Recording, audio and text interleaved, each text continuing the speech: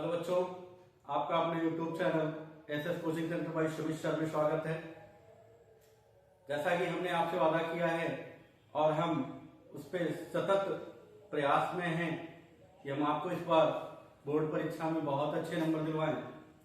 उसी मैथ के महत्वपूर्ण प्रश्नों की जो श्रृंखला है उसी के दौर में आज हम अगली श्रृंखला में आए हैं। त्रिकोणमिति के ऊंचाई और दूरी के प्रश्न लेके जो हर साल पूछे जाते हैं। तो मेरा प्रयास ये है कि मैं दो अति महत्वपूर्ण प्रश्न को लेके आपके सामने आऊंगा।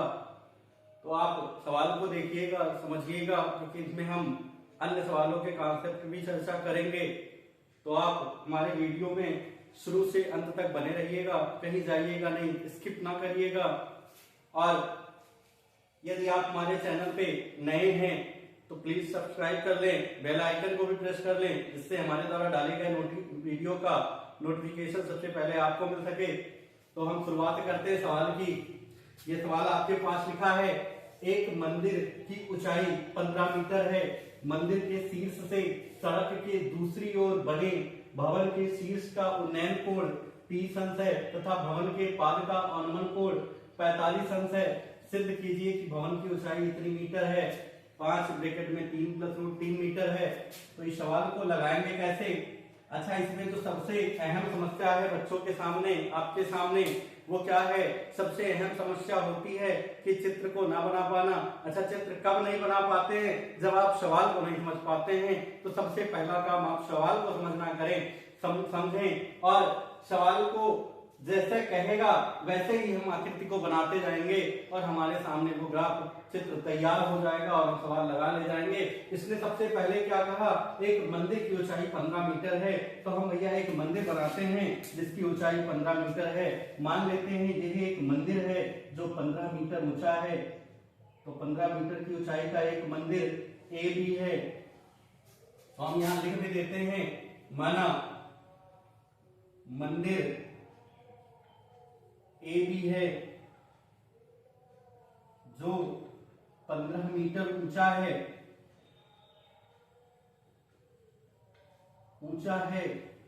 अच्छा, उसके बाद क्या कहा?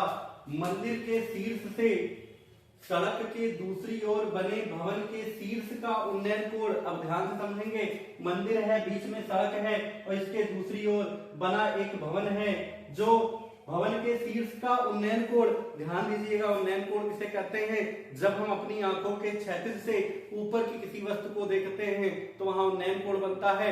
जब हम आंखों की क्षैतिज से नीचे की ओर देखते हैं तो अवनमन कोण बनता है। तो भैया दूसरी ओर जो भवन बना है वो क्या है? मंदिर से छोटा है, मंदिर से बड़ा है। तो दूसरी ओर जो भवन बना है वो मंदिर से बड़ा है, तभी भवन के शीर्ष का उन्नयन कोण बनता है। यहां से मंदिर ए बी है, इसके शीर्ष से भवन के शीर्ष का उन्नयन कोण बनेगा। कितने अंश का बने? भवन के शीर्ष का उन्नयन कोण 30 अंश है। तो भवन दूसरी ओर है, भवन सी डी है, ये सी और डी ये भवन है। अच्छा, यहां पे कोई नाम दे देंगे, इन्हें पी नाम दे दें। तो कोड CBP या PBC ये 30 अंश है, ऐसे लिख देंगे। अच्छा, अब क्या कहा आगे कि दूसरी ओर भवन के शीर्ष का उन्नयन कोण, यहां से दूसरी ओर बना भवन है उसके शीर्ष का उन्नयन कोण। जैसा कि हमने आपको बताया, उन्नयन कोण क्या? आंखों की क्षैतिज से जब ऊपर की वस्तु को देखते हैं तो उन्नयन कोण बनता है। ये 30 अंश बना। आगे क्या कहा? तथा भवन के पाद का अनुमान कोण। पाद का मतलब होता है पैर, यानी निचला हिस्सा। तो पाद का अनुमान कोण यहां से इसे देखता है तो यहाँ पे जो अनुमान कोण बनता है भैया वो बनता है 45 अंश। और एकांतर अंतःकोण के आधार पे लिखते यहाँ 45 अंश है। जबकि आंखों का कोण यहाँ से बना है क्योंकि वो आंखों को ऐसे नीचे करके देखता है तो ये 45 अंश बनता है, लेकिन एकांतर अंतःकोण बराबर होते हैं तो ये लिए यहाँ पे 45 अंश लिखा जाता है। तो लिखेंगे कोण ADB बराबर 45 अंश। अब सिद्ध क्या करना है कि भवन की ऊंचाई 5 ब्रैकेट में 3 + √3 है। तो तो आपको सिद्ध करना है भैया, सिद्ध करना है भवन की ऊंचाई 5 ब्रैकेट में 3 प्लस √3 मीटर है। तो अब हम भवन की ऊंचाई को मान ले भैया h मीटर। तो यहां पे भवन सीधी है तथा h मीटर ऊंचा है। अब देखेंगे, अब चूंकि ए भी 15 है तो पी डी भी 15 मीटर होगा। अब ध्यान दे यहां से यहां तक h है, ये 15 है, तो ये जो डिस्टेंस होगा वो h माइनस 15 होगा, h माइनस 15 मीटर होगा। अब इनके बीच की दूरी को भी मान लेते हैं, क्या x मीटर, जो डिस्टेंस यहाँ नीचे है वही डिस्टेंस ऊपर भी होगा, दोनों हो गया भैया x मीटर। अब सिंपल, कोई बात नहीं, जहां पे एंगल बना है, जो एंगल बना है वही त्रिभुज आपको ले लेना है। तो हमने क्या लिखा, कोण ADB, तो एक बार ADB लेंगे, एक त्रिभुज PBC लेंगे, बस दोनों सवाल को हल कर लेंगे, दोनों समीकरण को, तो सवाल लग जाएगा। तो देखते हैं कैसे। तो त्रिभुज ABD लेने पर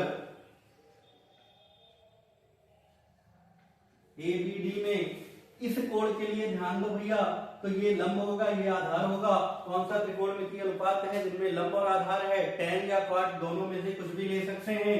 तो tan 45 अंश बराबर लंब बटे आधार यानी AB बटे AD।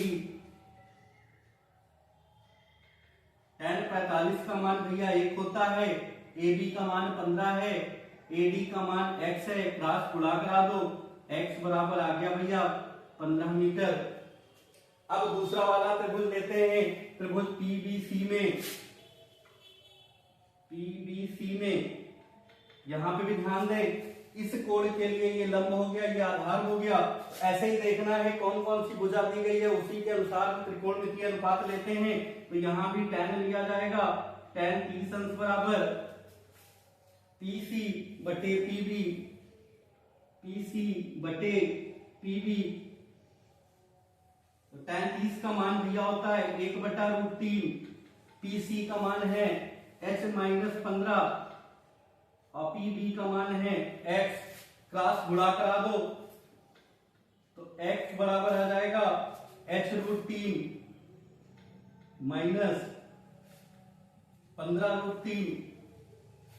√3 से भाग हो रहा है, दोनों पक्ष को गुणाओ, दोनों पद को गुणा होगा, x से भाग हो रहा है, यहाँ से 1 के गुणा होगा, 1 हो गया। अच्छा, x बराबर आया था भैया कितना, 15 मीटर, यहाँ पे x का मान लिख दोगे 15 बराबर h√3 माइनस 15√3। अब आपको हल कर लेना है, यहाँ ब्रैकेट में लिख देना समीकरण 1 से। अच्छा, h का मान निकालना है, जिस चर राशि का मान निकालना होता है उसे एक पक्ष में रखते हैं। तो माइनस का 15√3 इस साइड लेके चले आओ, प्लस का 15√3 हो गया बराबर h√3। यहां पे 15 कॉमन हो रहा है, 1 प्लस √3 बराबर h√3। अच्छा, अब यहां पे देखोगे ये गुणा है, इधर आके क्या हो जाएगा भैया, भाग हो जाएगा। तो 15 1 प्लस √3 बटे √3 बराबर h। जब इस टाइप का सवाल दिखाई दे भाई, हर वाली संख्या रूट में हो, तो फिर उसका परमेयकरण करते हैं। परमेयकरण कैसे किया जाता है कि हर वाली संख्या का रूट खत्म हो जाए, यही मेन उद्देश्य होता है। अच्छा, यहाँ पे हर वाली संख्या का रूट खत्म करने के लिए √3 से ऊपर नीचे गुणा करने समान पद से, तो ये √3 खत्म होके 3 हो जाएगा। तो यहाँ पे परमेयकरण किया जाएगा, h बराबर 15 ब्रैकेट में 1 प्लस √3 बटे √3 से ऊपर नीचे गुणा कर देंगे, तो ये कितना हो जाएगा 15 √3 का 1 से गुणा √3 प्लस √3 का √3 से गुणा 3 होगा। जब रूट वाली समान संख्या का गुणा करते हैं तो रूट खत्म हो जाता है।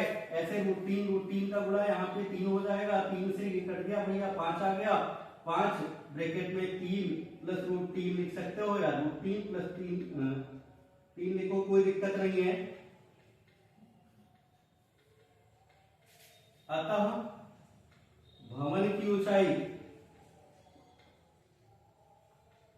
5 ब्रैकेट में 3 प्लस √3 मीटर होगा, और यही हमें सिद्ध करना था। अब बताइए सवाल में कोई दिक्कत? ये 6 नंबर के प्रश्न हैं और पूछे जाते हैं, इसी टाइप का प्रश्न होगा। ठीक, फिर से एक बार देख लेते हैं। क्या कहा था? मंदिर की ऊंचाई 15 मीटर है। भैया 15 मीटर ऊंचा मंदिर हो गया। मंदिर के शीर्ष से सड़क के दूसरी ओर बने भवन के शीर्ष का उन्नयन कोण, कोण को ध्यान रखेंगे कि कौन सा कोण कह रहा है, उन्नयन कह रहा है कि अनुमान कह रहा है। तो उन्नयन कोण कहा है तो जो भवन है वो ऊंचा है, तो यहाँ से इसके शीर्ष का उन्नयन कोण भैया 30 अंश बनता है। फिर आगे क्या कहा? तथा भवन के पाद का अनुमान कोण, यहाँ से जब इसके पाद को देखता है तो ये 45 अंश बनता है। ये 45 लिखा जाता है, बनता ये 45 है, लेकिन एकांतर अंतः कोण बराबर होते हैं, इसलिए इसे 45 लिखा जाता है। सिद्ध करना है भवन की ऊंचाई इतनी है। अब आपने क्या किया? इनके बीच का डिस्टेंस यहाँ दोनों जगह बराबर होगा, x होगा। ये 15 है तो ये भी 15 होगा, तो ये टोटल ऊंचाई अगर h माना गया तो ये h माइनस 15 होगा। और भवन की ऊंचाई h ही ज्ञात करनी है, चाहे सिद्ध करना है चाहे ज्ञात करना है। तो h का मान आपको निकालना है यहाँ पे। तो आपने इस त्रिभुज में लिया तो x का मान निकल आया ये। अब जब आपने ये त्रिभुज में लिया तो यहाँ पे x का मान रख देंगे, तो h का मान निकाल दिया गया, h का मान निकल आया। यही आपको सिद्ध करना था। तो इस सवाल को आप नोट कर लें और अच्छे से समझ लें। कहीं कोई दिक्कत होगा तो आप कमेंट बॉक्स में जरूर बताइएगा। नोट कर लें। अब हम चलते हैं दूसरे सवाल पे। तो हम देखते हैं दूसरे प्रश्न को। लिखा क्या है? एक नदी के पुल के एक बिंदु से, नदी का पुल है, उसके एक बिंदु से नदी के सम्मुख किनारों के अनुमान कोण क्रमशः 30 अंश और 45 अंश है। यदि पुल किनारे से 5 मीटर की ऊंचाई पर हो तो नदी की चौड़ाई ज्ञात करनी है। भैया जैसे चलते हुए रोड पे देखते हो, नदी के ऊपर पुल बना होता है, उसी पुल पे बीच पे खड़े होने की बात कर रहे हैं, कहीं भी बीच में खड़े हो जाएं। तो अगर हम ध्यान दें तो ये नदी की चौड़ाई हो गई और इसके ऊपर ये ऐसे पुल हो गया, चला जाता है, नदी ऐसे बह रही है, इसके ऊपर से पुल जाता है। पुल के एक बिंदु से यहाँ पे खड़ा कोई व्यक्ति है, नदी के दोनों किनारों को देखता है। तो यहाँ से भाई बात क्या है? ये ऊपर से नीचे की ओर देख रहा है तो अनुमान कोण बनेगा। ये लिए यहाँ पे अनुमान कोण लिखा हुआ है। हमने अभी बताया था कि अनुमान कोण कब होता है? जब अपने आंखों के क्षैतिज से हम नीचे की ओर देखते हैं। तो ये पुल हो गया, पुल पर वह बिंदु हो गया, ये नदी की चौड़ाई हो गई। तो माना नदी की चौड़ाई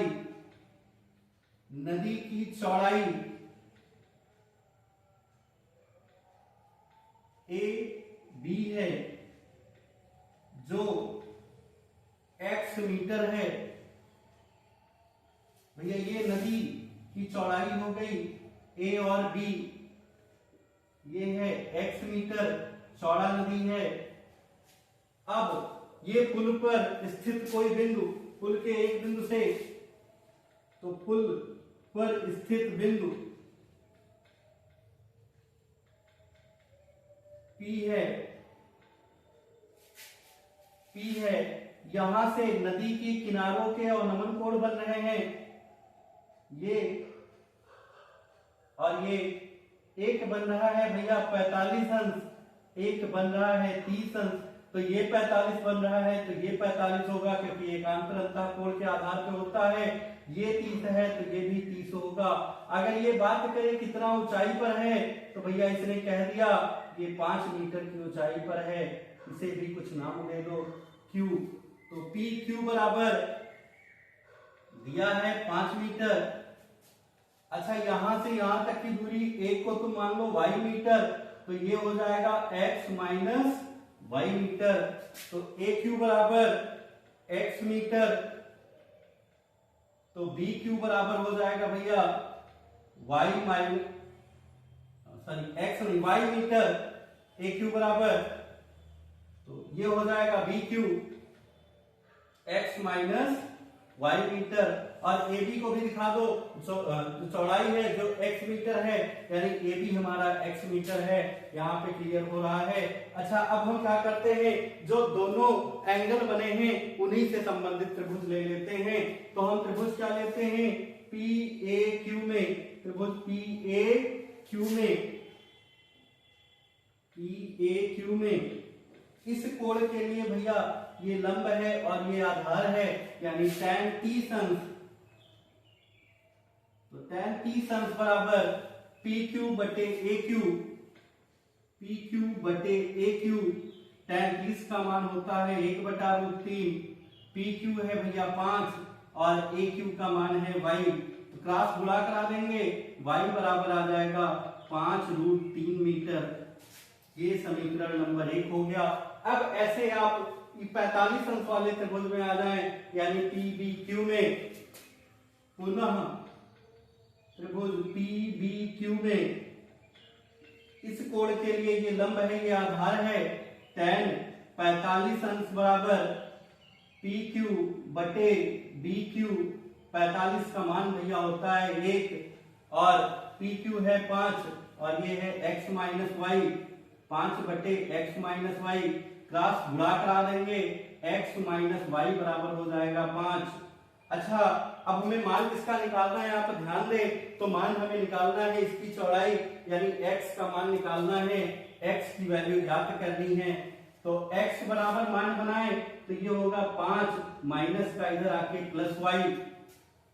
अब देखते हैं y का मान यहाँ पे कितना है, जो मान है यहाँ रख देंगे और हल कर लेंगे, मान आ जाएगा, क्योंकि x बराबर 5 प्लस y का मान कितना 5√3 रख देंगे समीकरण 1 से,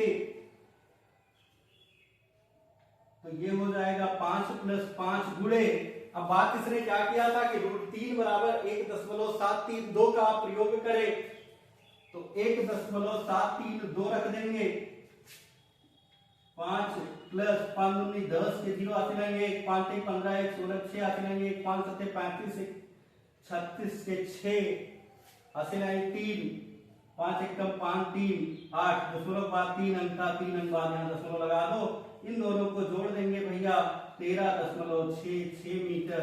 तो अतः नदी की चौड़ाई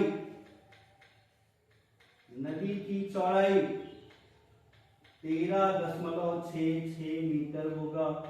ये हो गया आपका आंसर। अच्छा, अब सवाल को एक बार हम दोबारा फिर से समझ लेते हैं, यदि कहीं किसी को डाउट होगा तो कंफर्म हो जाएगा। क्या लिखा था, नदी के पुल के एक बिंदु से, तो नदी, ये हमने बताया जैसे ये नदी गई है तो इसके ऊपर ऐसे पुल निकलेगा सड़क से, तो नदी के एक पुल के एक बिंदु से नदी के सम्मुख किनारों के अवलंबन कोण, तो यहाँ पे खड़ा है तो भैया दोनों किनारा उसे दिखाई देगा, तो दोनों किनारे के अवलंबन कोण, एक है 30 अंश, एक है 45 अंश। जो पुल जो है किनारों से 5 मीटर की ऊंचाई पर है, यानी इसकी ऊंचाई जो है 5 मीटर है, तो नदी की चौड़ाई आपको ज्ञात करनी है। तो फिर यहाँ पे हमने क्या माना, नदी की चौड़ाई ए बी है जो x मीटर है, भाई चौड़ाई ए बी है, कितना है x मीटर है। फिर पुल पर स्थित बिंदु P है, तो ये पुल पर स्थित बिंदु P हो गया। अब AQ बराबर हमने मान लिया y, ये मान लिया गया y मीटर, तो पूरा x था, ये y है, तो भैया ये बचेगा x माइनस वाई। BQ बराबर x माइनस वाई हो गया। उसके बाद हम त्रिभुज जो 30 अंश वाला है वो लेते हैं PAQ में, यहां से y का मान निकल आया।